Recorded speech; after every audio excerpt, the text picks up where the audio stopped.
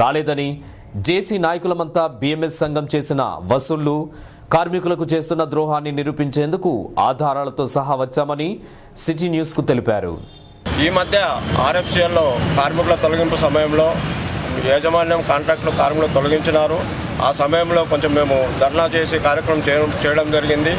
దానిలో ప్రధానంగా బిఎంఎస్ అనుబంధ అఖిల భారతీయ టేకా మహా మజ్దూర్ సంఘ్ నాయకులు వారు ఇదొక బైకాట్ చేసి మా మీద ఒక నిందలు వేయడం జరిగింది పత్రికాముఖంగా సిటీ కేబుల్ ద్వారా.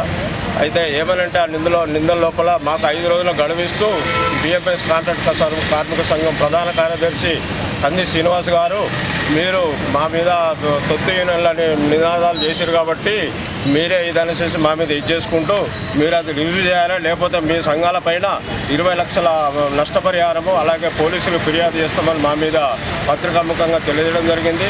దాని మీద 5 రోజుల సమయం గడిచిన తర్వాత మేము ఏమనంటే అయ్యా గోదావరి ఖనిలోని పోచమ్మ దేవాలయం వద్ద మధ్యాహ్నం 12 గంటలకు నీ యొక్క సవాల్ని స్వీకరిస్తూ నీవు చేసే కార్మిక ద్రోహము, నువ్వు ఎక్కడెక్కడ పైసలు వసూలు చేస్తున్నావు ఏంటిదనేది మేము నిరూపించుటకు మేము ఆధారాలతో సహా ఒకరోజు ముందు వారికి ఇంటిమేషన్ ఇచ్చుకుంటూ ఇక్కడ హాజరు కావడం జరిగింది. 4 సంఘాలు మరి ఇప్పటికీ 12 నుంచి 1 గంట అంటే దాదాపు సమయం 1:30 కావస్తుంది. మరి ఇంతవరకు వాళ్ళ తరపున ఎవరు హాజరు కాలేదు. మరి మేము ఈ సందర్భంగా మేము తెలియజేయగా నువ్వు ఒక సబ్ కాంట్రాక్ట్గా కాంట్రాక్ట్ చేసుకుంటూ కార్మికులకు ద్రోహం చేసుకుంటూ సాటున మేనేజ్మెంట్కి పోకుంటూ మరి మిగతా సంఘాల మీద చేస్తున్నావు. నీలాగా మేము ఎక్కడ పైసలు వసూలు చేయలే, ఏం చేయలే, మేము కార్మికుల దగ్గర 1 రూపాయి కూడా మేము తీసుకోలే.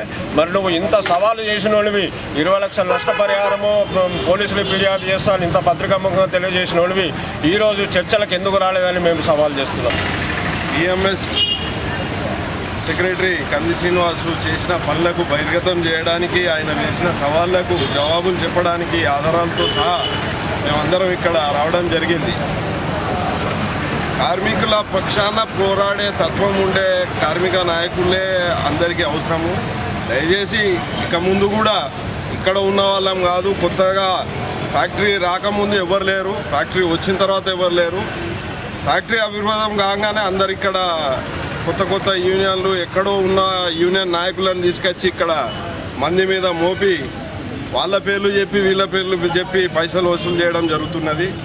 ఇప్పటికైనా ఇకనైనా రాబోయే రోజుల్లో మానుకోవాలని హెచ్చరిస్తున్నాము. ఆరోపణలకు మేము దానికి సిద్ధంగా వచ్చినాము.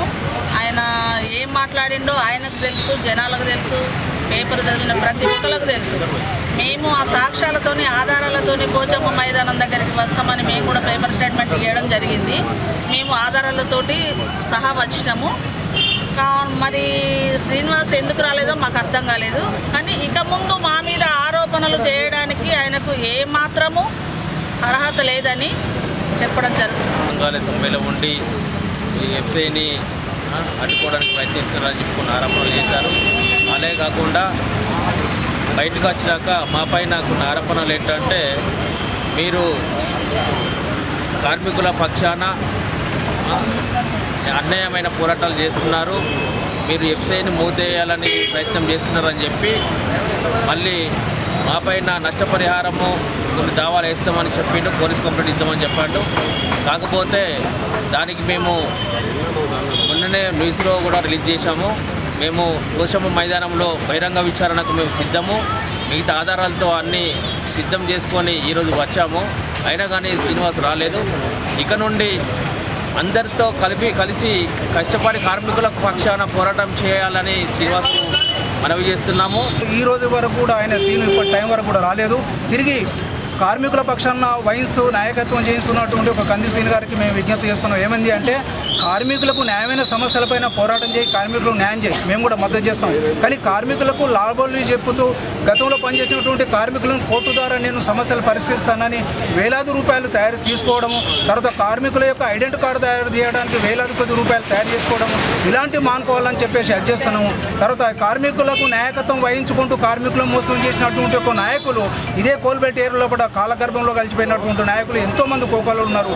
అలాంటి పరిస్థితి తీసుకుని రాకుండా రాబోయే రోజుల్లో కూడా కార్మిక పక్షాన మంచి నాయకత్వం వహించి కార్మికులకు మేలైన సేవ చేయడానికి కార్మికులందరూ ఐక్యతంగా ఉండి కార్మిక సంఘాలకు నాయకత్వం వహించాలని చెప్పి మిగతా సంఘాలందరికీ విజ్ఞప్తి. ఈ కార్యక్రమంలో ఆర్ఎఫ్సిఎల్ జేఏసీ నాయకులు సత్యనారాయణ, శంకరయ్య, నారాయణ, అనిఫ్ పాషా, ఎం శ్రీనివాస్, రంజిత్ గౌడ్, రాజమణి, నర్సయ్య, ఎఫ్సిఐ మాజీ కార్మికులు రాములు, ఎండి చాంద్ పాషా, పోచం యాదవ్, లక్ష్మణమూర్తి, కె సంజీవ్